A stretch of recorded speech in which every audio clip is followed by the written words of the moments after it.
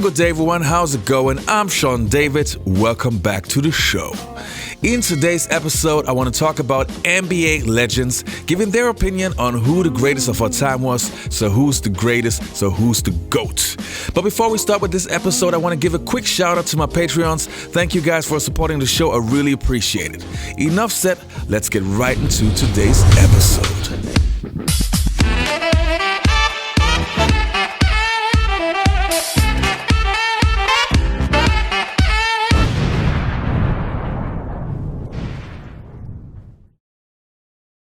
So the legends that I want to feature in this video are mainly 80s and 90s legends, but of course I also have some newer ones.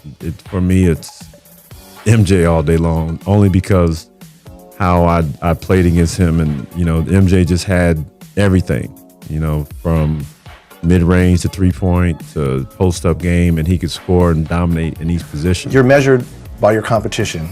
He is clearly, and in my opinion, the best basketball player I've ever seen to date.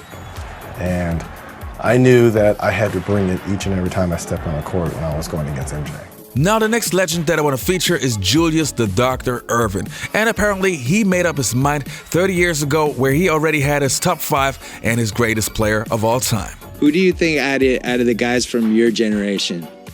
Do you think Moses was probably the most underrated? No, Moses is the most underrated because, Kareem is the greatest. I mean, in terms of centers all time, Kareem is the number one guy. In terms of players all time, Kareem is still the number one guy.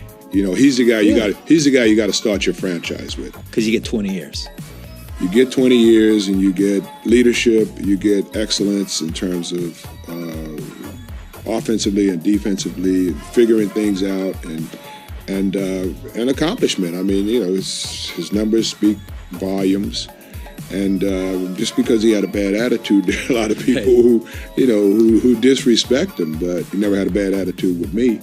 And I met him back in 1970, and I don't think there's ever been a more potent weapon to step on a basketball court than Kareem Abdul-Jabbar. Now from the doctor to his favorite player, Kareem Abdul-Jabbar. And with Kareem, it's very interesting. If you listen carefully, it seems like Kareem thinks that he's the greatest player of all time. And rightfully so. You can't argue with that. When you hear Michael Jordan's the best player of all time, how do you react? I react by saying those people probably didn't see Oscar Robertson play, and they didn't see Jerry West play. Some of the guys that played when the games weren't televised. But why isn't your name there? Because people admire Michael's extraordinary athletic ability, which is so obvious. And for me, they just see someone who's tall, and they don't think I'm working that hard at it. But, I couldn't do what Michael did. Michael couldn't do what I did. So, that's just something people are going to argue about from now until the end of time. Yeah, but I think you're shortchanged, though. I am, but that's you are. That's the way it goes. People sometimes how do I say it? The appearance of something, it really takes on a reality of its own that really isn't justified. You made it look too easy. Yeah. And being told that's unfair. You should be doing this. I always compare myself in that sense to Roberto Clemente. He made it look easy, and he did some incredible things out there that people can only think about. And I think we were cursed the same way. And the next player on my list is KG, Kevin Garnett. Apparently, he also made up his mind during his playing days, and his mind never changed. You took who? No, you're not. No, but I'm asking. I took Jordan. You took Jordan? I'm never going against Jordan, dog. I've never seen. I thought Michael Jordan was Jesus Christ, playing to be Michael Jordan. I swear to God, dog. Now the next player that I want to talk about is Isaiah Thomas. And I'm pretty sure you know about the, let's say, harsh relationship between Michael and Isaiah Thomas. But there was a time where Isaiah actually admitted that Michael was the GOAT. But that also changed over the years. So let's have a look. You know, Michael Jordan has all the moves. You know, everybody concentrates on his great moves, but look at the simple things. Just a little easy pump fake, lines it up, gets himself square, and goes up in perfect form. That's what makes him the great player. It's not the flashy things. It's the little simple things that he does. It's his fundamental base combined with his skill base that makes him the greatest player to ever play. And you say that without hesitation. Without hesitation. You weren't always convinced. There was a point maybe midway through his career where you wouldn't have given him that honor, but eventually he won you over, right? Well, when you're playing against him, you know you're not going to say that because you got to come out and compete against him. But now sitting over here in the mic and being out of the game for 3 or 4 years and watching what he's done over the last couple of years, without question, this guy's the greatest that I've ever seen play.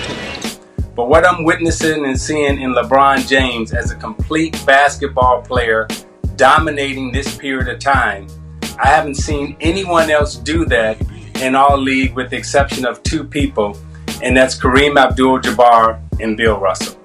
To me, the greatest player to ever play the game that I've seen is Kareem Abdul-Jabbar. I think everybody's getting autographs this weekend, but the best collection belongs to one of the top 50 players of all time, Clyde Drexler. You're having a lot of fun. Hey, this is like being a kid in a candy store.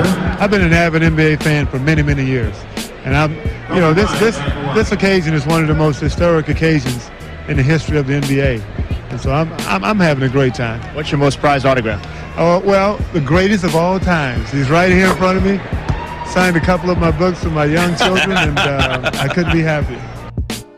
All right, before I let you go, I want you to tell me, you pick your starting 5, all-time starting 5. Okay, I'm not going to be in it. Okay. I'm not going to be in it. Okay, my all-time starting 5.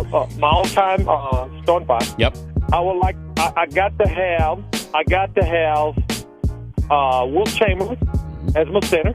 I look at the totality of his work, and I think when you put the greatest of all time right at the top of the list, Michael Jordan combined some elements that I haven't seen in a basketball player.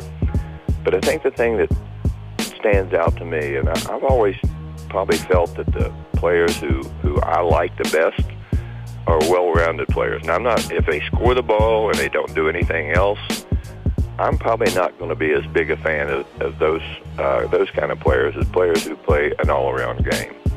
The totality of his game is enormous.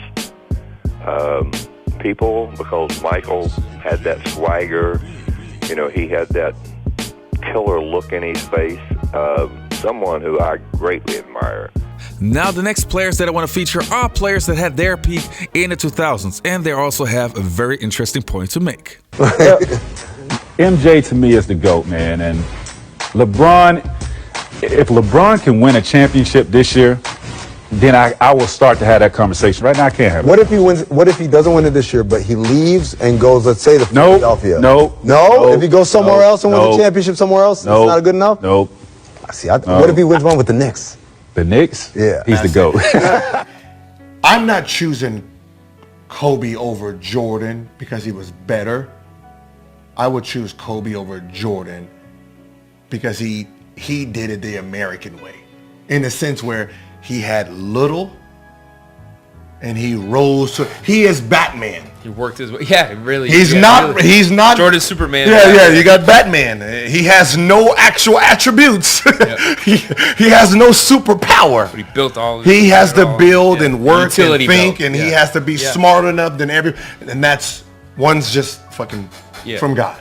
He comes out of the and that's why and that's what Kobe was like. I say he's the American hero. Okay, so you also said that Kobe Bryant is the greatest of this generation. Why do you think that? I mean, why wouldn't you call yourself that? Look, you look at his credentials and you look at his work ethic, and I'm a guy that learned a lot from this experience of being under his wing for a year, and I'm a lifetime friend of his, long after basketball, obviously, and I just watched his preparation. I never seen anything like it. His resume is second to none. All right, you guys, that's it for today's video. I hope you enjoyed this episode, and I guess I'll see you next time. Take care and goodbye. Hey guys, it's Sean David again, and if you'd like to listen to more stories told firsthand by NBA legends, you can check out the Basketball Time Machine podcast. It's now available on Spotify. All you have to do is go on Spotify, type in Basketball Time Machine, one word, and download it, and you're ready to go.